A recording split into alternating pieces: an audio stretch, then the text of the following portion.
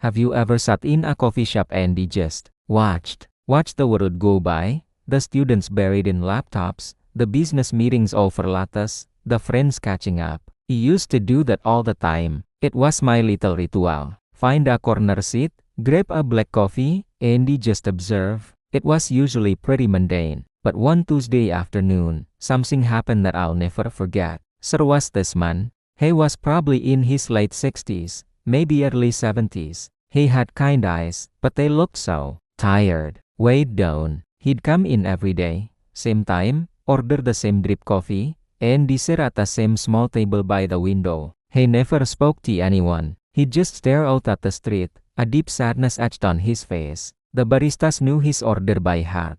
The usual, Frank? They'd ask, and he'd just nod, a ghost of a smile on his lips. For weeks, I watched him. I'd make up stories in my head. Was he a retired professor, a widower missing his wife, a writer with a bad case of writer's block? My curiosity grew, but so did a strange sense of empathy. I felt this pull, this urge to do something. But what? I'm an introvert.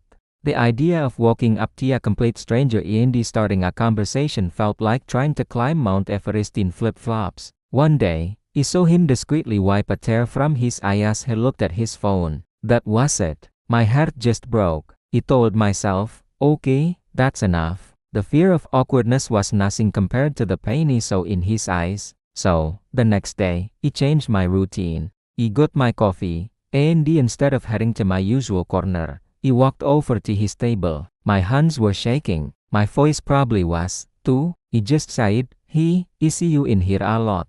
I'm Alex. Do you mind if I join you? He looked up, surprised, for a solid 10 seconds. I was ready for him to say no more, to tell me to get lost. But instead, he just gave a slow nod. Frank, he said, his voice raspy. Please, sit. That first day, we barely spoke. We just sat in silence, sipping our coffee. It was surprisingly comfortable. I didn't push. I didn't ask questions. I just offered my presence. The next day, I did it again, and the next.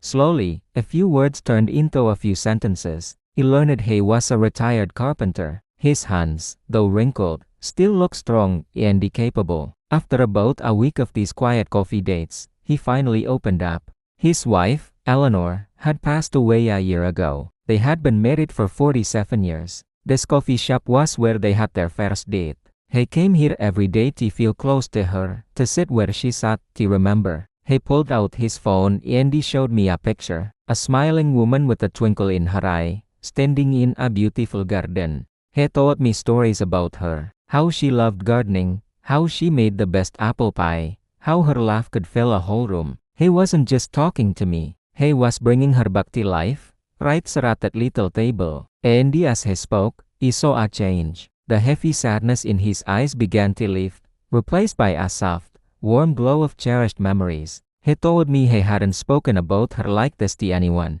His kids were busy with their own lives, and he didn't want to be a burden. My simple act of sitting down, of just being sir, had unlocked a floodgate of stories that needed to be told. He wasn't a therapist. He didn't have any profound advice. He just listened, and that's all he needed.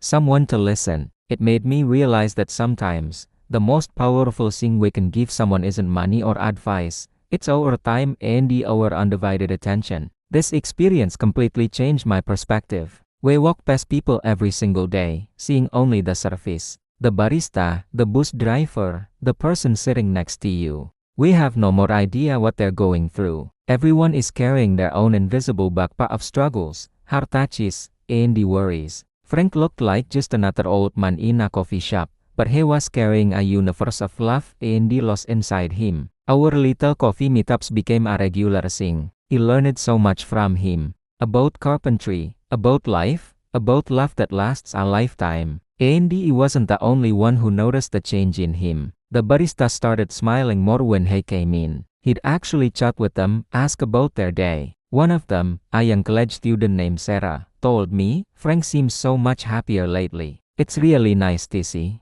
Kindness is contagious. My one small gesture didn't just affect Frank, it rippled outwards. It created a warmer, friendlier atmosphere in that little corner of the coffee shop. Other regulars started saying hello to him, to me, It became less of a room full of strangers and more of a small community. It's amazing how one person choosing to connect can change the entire dynamic of a space. One day, he came in and Frank wasn't at his table. Instead, a young woman was sitting there. She saw me looking and smiled. "Are you Alex?" she asked. He nodded, confused. "I'm Lily, Frank's granddaughter," she said. "My grandpa wanted me to give you this." She handed me a small, beautifully crafted wooden box. Inside was a note.